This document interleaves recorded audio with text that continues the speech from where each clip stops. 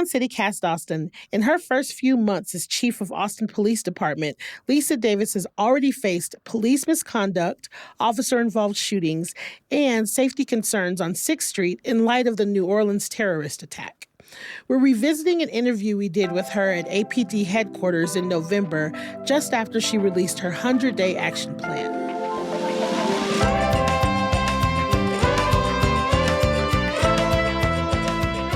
It's Wednesday, January 15th. I'm Nikki Devon, and this is what Austin's talking about.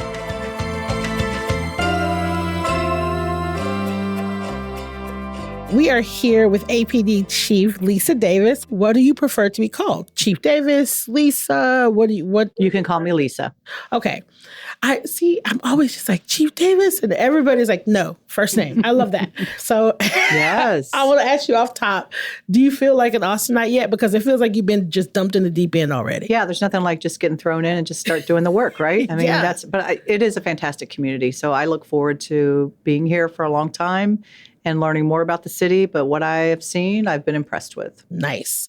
Now, we've already seen some changes under your tenure when it comes to OIS, for example. Specifically, we noticed that you're holding press conferences quicker and releasing information faster than it has typically happened in the past. So I want to talk to you, or I want you to tell us about some changes that you've made about improving transparency with APD, because it does seem like out the gate, you're like, let's hit it. Yeah. And so talk a little bit about that.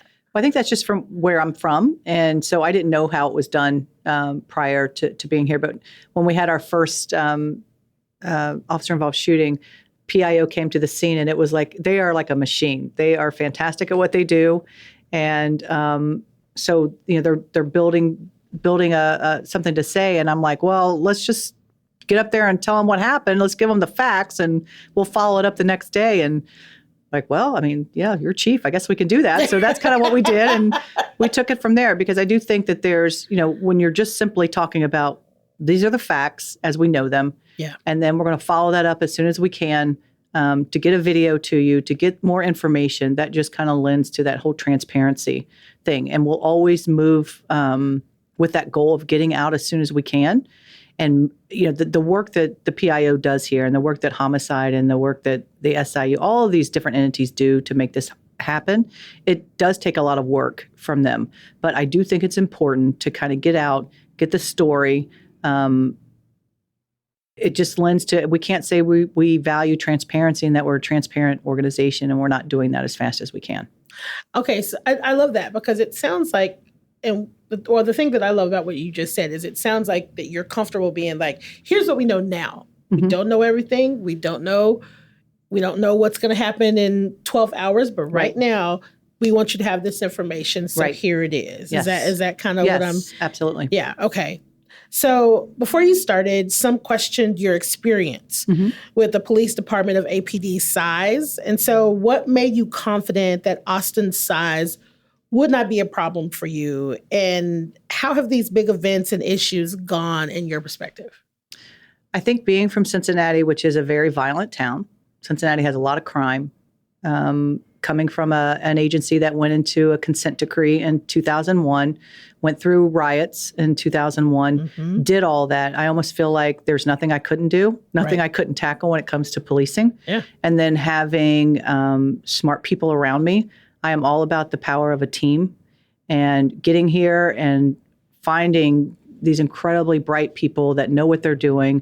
Building that team has given me that confidence as well as the support of the city manager. I mean, this is a big city, but it's a big city that has a low crime rate, and it is a big city with a small town feel, which I love. And so I think just from those perspectives of the work that I did in Cincinnati and kind of reducing violence and working within those neighborhoods and being at the ground level with that, it gave me the confidence to think I could take this on. I love that. And so I'm really glad that you brought up the city manager, because APD has had a tenuous relationship with city council and the city manager, and like just in recent years, right? I would go so far as to say tumultuous even.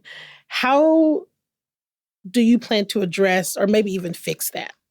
Yeah, part of the reason I did apply for this job was also the opportunity to work with TC Broadnix. He is really one of the best city managers in the country. And his philosophy is similar to mine, where it is you build the team, you give them the resources they need to do the job, and then you trust them to do the job. Right. So that is important to me, and that was one of the reasons I applied, and that I wanted it as badly as I did. But also, these council members have a job to do themselves, and they are representing an area of the city, and they are all very different. But I need to work with them, and I think, again, our goals are the same. We want a safe Austin. Yeah. And how we get there, to me, it's going to be through fair and equitable policing. And they want that as well. And so at the end of the day, we can disagree on things, but I'll always hear voices and I'll always hear perspectives. And if, I've said this before, if our goal is to have a safer Austin, we are on the same right. team. It's about how we get there. So along the lines, which you also are, you're doing such a good job of segueing me into my next question. Good, I'm glad. And I love this. So along those lines too, talking about a safer Austin, I think APD has a tenuous relationship with the city in general, just the constituents of the city. And I think, like I asked you before, like you holding press conferences quickly and addressing the city quickly, I think is gonna, to me, and this is just my opinion, it's kind of taking those small steps of repairing what is kind of like, what can be a bit contentious between the constituents and APD.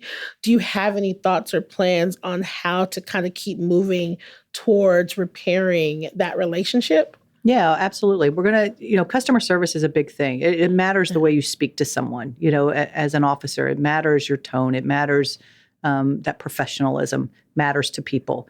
And I've said this, many times, the majority of people in this city, in this country, never call the police in their lives. Right. And the one time that they do, one, to be told it's going to be 2 or 3 hours before someone can get out there, or then you get there and someone, you're not dealing with the best customer service.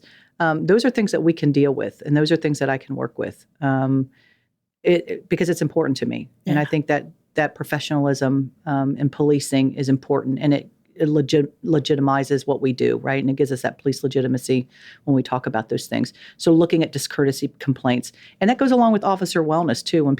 When you have an officer with 15 complaints, and whether they're sustained or not, there's an issue there. There's something going on there. Yeah. We're not doing the officer any good by leaving them in that situation. Right. We could save careers, and we could do a lot more if we're taking proactive steps to move somebody, to get involved in kind of what's occurring. So I think that is something I want to take a look at. How are we doing with that? Are we doing it? Can we do better? So that's definitely an area I want to look at. That's really good to hear, because officer wellness is also kind of a hot topic, I think. I think that when we're talking about the relationships between officers and the constituents, we don't always include the wellness of the officers, because there is, and I know that we have been a little short-staffed, and I know that if you have officers that are working harder or working longer, that can also lead to issues. Yeah, and so I guess if you let me just kind of walk you through this. So imagine you're on a run, so a typical officer, you're on a run, and you get a child abuse run, right? And so you're there and you've seen this child, or a family violence run where, we just saw, I just was looking at pictures where a woman was branded by a guy. And so you're going from that run and your emotions are here. Mm-hmm. And then the next run is, my neighbor is so loud and their dog is so, and so those officers aren't having time to decompress between those runs. And so when we have to start thinking about what that means and what that looks like. So we're not giving it the officers where all of us would like, oh my gosh, let's take a breath and let me sit here with this for a second and figure out what this is. We're in a cycle where we are holding runs and we are, we have to respond over and over again. So we have to get better at recognizing those things within our officers. We have a fantastic peer support group here. And again, officer wellness means a great deal to me. And I'm not just going to say that. I want to take action that does that. But officer wellness to me means addressing discipline and addressing bad behavior. Right. Because again, if I can save a career, I can save an officer from getting indicted, that is my job to do. And I want to do that because I care about these officers. They are dedicated. And They just need to feel that they're supported and that we're going in a traction and in an arc that's going to be supportive, but it's also going to be about how we get better at delivering good customer service, how we're getting those call times down. All of that stuff is, mutually exclusive. Yeah, right. part of the gig. We can do it. Absolutely. Yeah. So I'm curious about like what expectations did you have about Austin or APD that you were wrong about? Or are there any? No, I think I came in pretty, open-minded about it. There's again just very talented people here, but I do think this is an agency that, and kind of looking back from my own time in Cincinnati, this is an agency that really needed someone from the outside to come in. And there are moments in an organization where it's good to go inside, right? When things are going well and that, but to have someone come in from the outside that can truly look in and say, "Oh my God, what is that? Let's make some decisions and change that." When you're living in it for so long, it's different. And we can, there's analogies we could draw from that talk about that. But I think just being from the outside to be able to come in, I don't have relationships with people where I'm drawing on, oh my gosh, this happened, but he's a really nice guy or she's great. And I'm looking at it from a perspective of, look, we have a mandate here. We have to hold people accountable. We have to move forward. We have to make decisions quickly to move past all this. And so I think just being able to do that is fortunate for me. I think it works well for the department as well. Yeah, I think I actually agree with you on that. Yeah. So your 100-day plan, it's broken up into 4 phases, which I am a fan of alliteration, so I'm super into. Listen, learn, look, and launch. I can't tell you how much I love that. You mentioned these phases will overlap, and you have a graphic that indicates this. How are you determining whose voices are going to be heard during the listening phase? And how do you plan to deal with conflicting viewpoints? Yeah, because they're there, right? So I think it's important when we're looking, who are we listening to? So we have an internal element, right? That's the officers, that's city government, how are we working with other city entities, whether it's the council members, whether it's public works, whoever, how are we working with other entities? And then that community component, that is every, homeless outreach, the unhoused, the Hispanic community, LGBTQ, all of those. How are we interacting with those communities, as well as neighborhood councils and neighborhood groups, those type of things, as well as the officers. I want to hear from the officers' families. I'm really hoping that we can get to a point where officers are forwarding these surveys to their family members. Yeah. And when we hold forums and we're holding events, if you can't get to those, there's an option here to do a survey, which again, surveys make everyone cringe, and who likes to do a survey? But they really, truly are going to be, and there's 7 questions you can answer. One of the questions, all 7, however you want to do it, but that feedback will be used. This is not something that's going to be discarded. So when we're at the end of that 100 days, and we're looking at, and we'll start seeing themes, because the same things are going to start rising internally and externally. But once we start seeing these themes, and we're coming back to the table with, okay, now we got to develop a strategy on how we're dealing with this. And that's about everybody. So when I develop strategies, this isn't me developing it. It is a voice from the community. It is a voice from internal. We have heard from people, and this is what we need to do to move forward.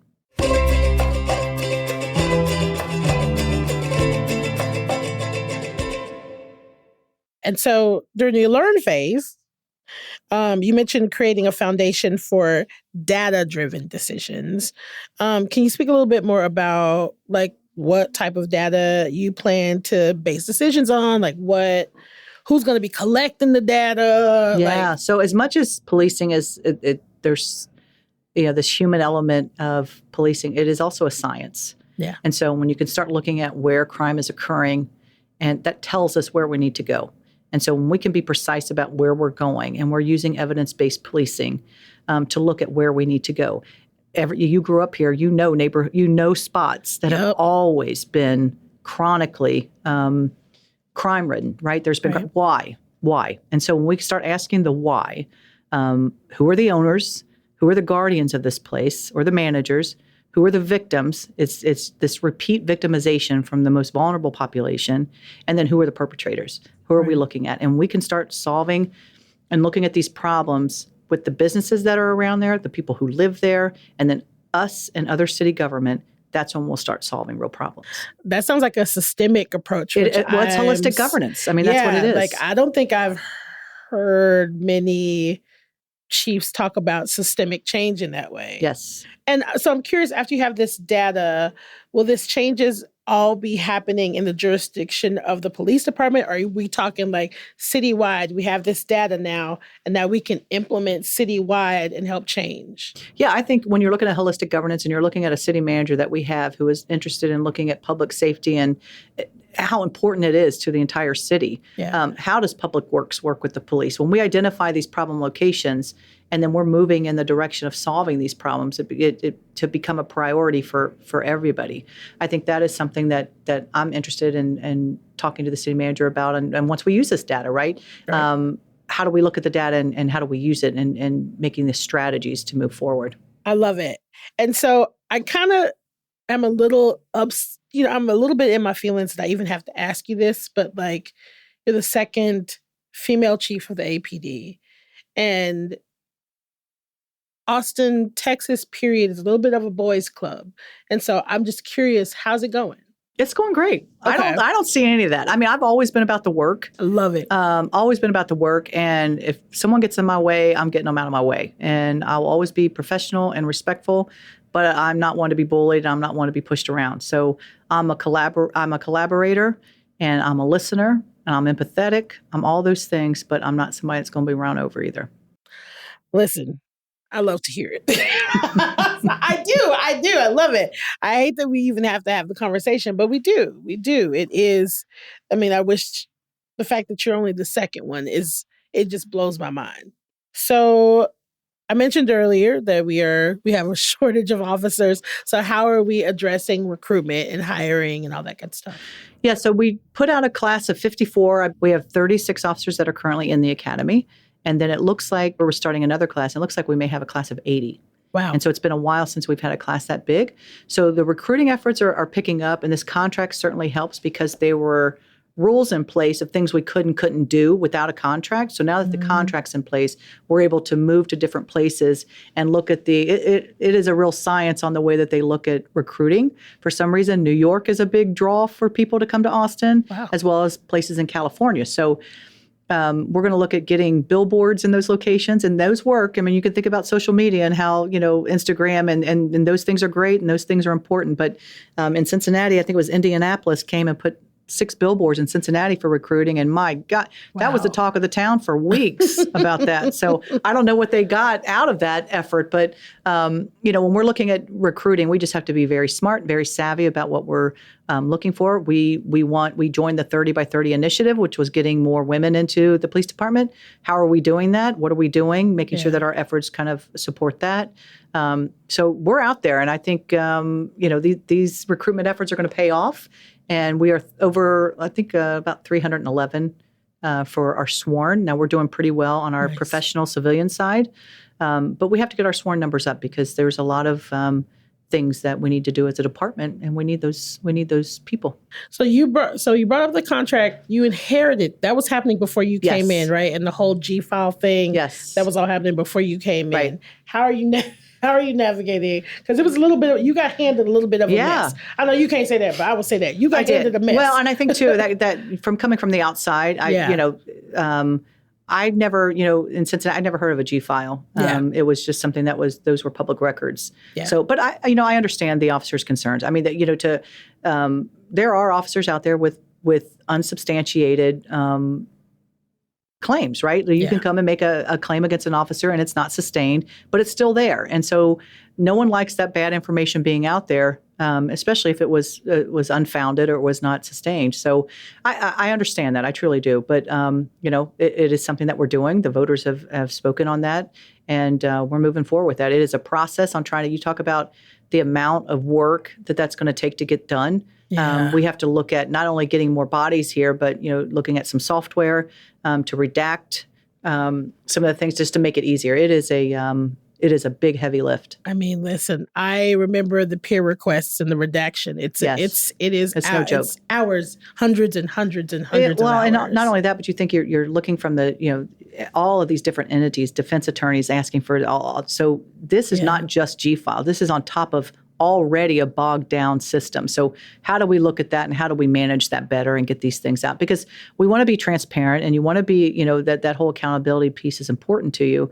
But it would help if people were more narrow in what they're looking for instead of I want every single piece of paper on this person. That makes it a little challenging to do, but that's what we're getting. And so from just that perspective of the amount of work that it takes it really is overwhelming. It is a lot. You're definitely speaking to the choir. Yes. Yeah, it is a lot. But I think it's important for us to talk about that because I think people think that it should be so easy you're just printing these things up. But there is a true process in this and redacting things you can't, children's names, Social Security, all of these things. And there is a person I am the person that used to do that. There's a person that has to go in and redact. And you think AI? I don't know. I don't know if we could trust AI to do something like that. Do you think? I think we have to look at AI as a tool and in what way are we using? We use AI every day. We have AI on our iPhones. We have it everywhere. Yeah. So we just have to speak about it, right? Like, what is it telling us? What tool are we using it for? And my God, if we're coming from a nefarious place, who are we? What are we doing? Right. We're not, that's not something I can support at all. But we have to get to a point where we're able to use technology to our benefit to start moving this along quicker. So I'm curious, what's your favorite thing to do in Austin to relax? Well, I haven't really had a chance to relax too much, but I'm really excited to get to Barton Springs Pool. I want to go to the pool. I want to do that. Yeah. I've eaten. I have not been disappointed one bit by any of the food that I've tried here. I want to experience more of that. I haven't been to the food trucks. I haven't gotten to all the food trucks. I want to do that. So there's a lot of things I'm excited to do, but I just haven't had a chance to do those. But I'm looking forward to it. I'm putting in the universe for you to get some time to relax because everybody needs to relax. Yes. What is something about you that would surprise people? Oh my gosh. That would surprise. I feel like I'm an open book. I don't know. Probably that I have to fall asleep. I have to fall asleep listening to, and this is probably a lot of your listeners as well, but I like to listen to Forensic Files. Bill, what's Bill's name? Bill his voice lulls me to sleep, and I have to fall asleep listening to Forensic Files. Okay, I might try that because I just use rain and thunderstorms. Yeah, I don't know what it is. I put my mask on and put Bill's voice on, and Bill just lulls me to sleep. So I love it. Well, I'm excited about your 100-day plan. For one, I am excited to have just like a new person in the seat. And I am looking forward to see what happens. I'm looking forward to see what you do. And I'm looking forward to see how you show up in the city. Is there anything that you want to add that I did not ask you about? Anything at all? Just that I'm excited about the whole plan. I hope people will take a time to either come to one of the events that we're going to hold or just call. If you have an opinion, email me. There's ways to get a hold of me. If you can't do the survey, just reach out, and hopefully I run into you somewhere, and you can tell me what's on your mind. But it's important to gather as much information as we can when we start looking at the changes we need to make. Thank you so much for taking the time to talk to me. I know that you're very busy. Hey, anytime you want to talk, I'm available. Yeah, awesome. All right.